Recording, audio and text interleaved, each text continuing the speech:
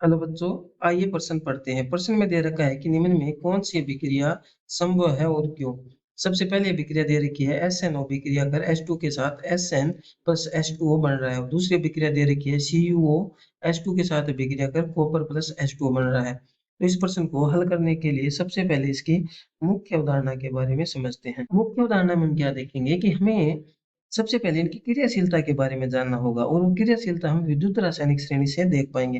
विद्युत रासायनिक श्रेणी में क्या होता है कि जो ऊपर स्थित धातु या धातु होती है वो अपने से नीचे स्थित धातु या धातु से अधिक क्रियाशील होती है।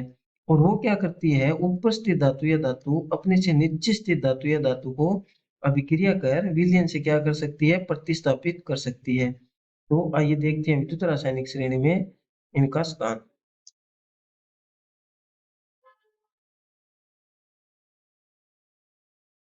मुख्य उदाहरण में हम क्या देखेंगे कि हमें सबसे पहले इनकी क्रियाशीलता के बारे में देखना होगा। क्रियाशीलता को देखने के लिए हम विद्युत रासायनिक श्रेणी की सहायता से इनकी क्रियाशीलता के बारे में देख पाएंगे। तो विद्युत रासायनिक श्रेणी में क्या होता है कि जो ऊपर स्थित धातु या धातु होती है वो अपने अपने से नीचे स्थित धातु या धातु को अभिक्रिया कर विलयन से क्या कर देती है, प्रतिस्थापित कर देती है। यानी विद्युत रासायनिक श्रेणी में जो ऊपर धातु या धातु होती है वो अपने से नीचे स्थित धातु या धातु से अधिक क्रियाशील होती है।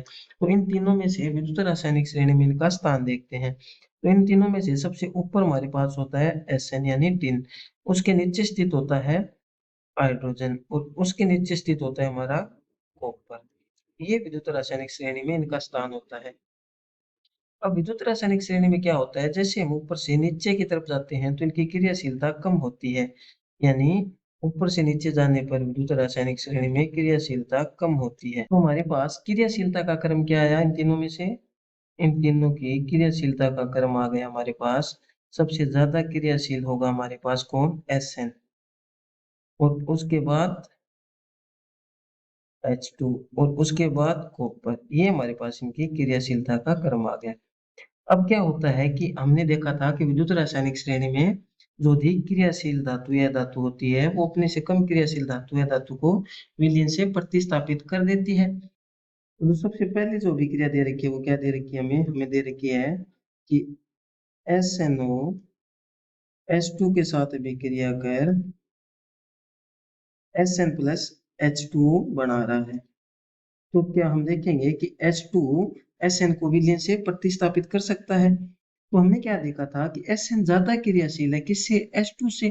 तो ज्यादा क्रियाशील होने के कारण H2 इसके साथ अभिक्रिया नहीं कर सकता, या ऐसा बोल सकते हैं कि H2 इसको विलयन से प्रतिस्थापित नहीं कर सकता। तो ये अभिक्रिया हमारी नहीं होगी। क्यों नहीं होगी, क्योंकि H2 कम क्रियाशील है किससे, SN से, इसलिए ये अभिक्रिया संभव नहीं है।